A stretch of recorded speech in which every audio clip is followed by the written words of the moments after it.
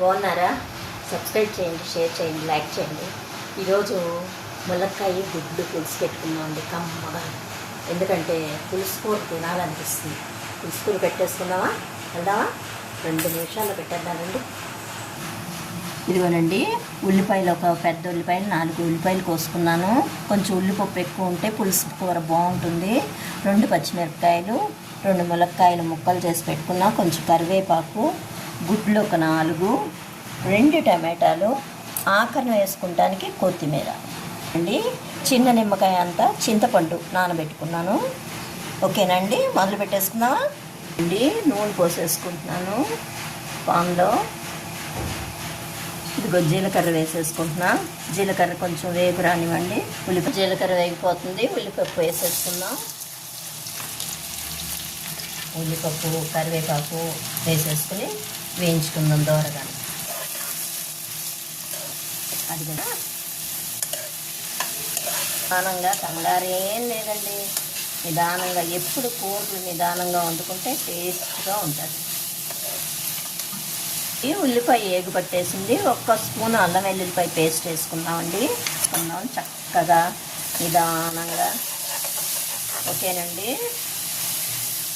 గుడ్లు ఇలా చీరేసుకోండి. పులుసు కూర వెళ్తుంది లోపలికి, బాగుంటుందండి. ఉల్లిపాయ చక్కగా వేగిపోయింది చూడండి. ఇదిగో ములక్కాయ ముక్కలు వేసేసుకుందామండి ముందు.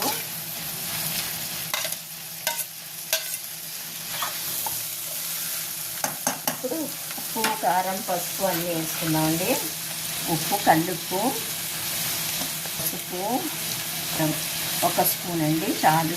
1.5 స్పూన్ చాలండి. ఎందుకంటే పచ్చికారం కదా, కారం ఎక్కువ. ఈ ములక్కాయ ముక్కలు, టమాటా ముక్కలు ఉడకటానికి ఒక చిన్న గ్లాసులు నీళ్లు పోసేసుకుందామండి. నీళ్లు పోసుకుని మూత పెట్టేసుకుని ఉడకనిద్దాం.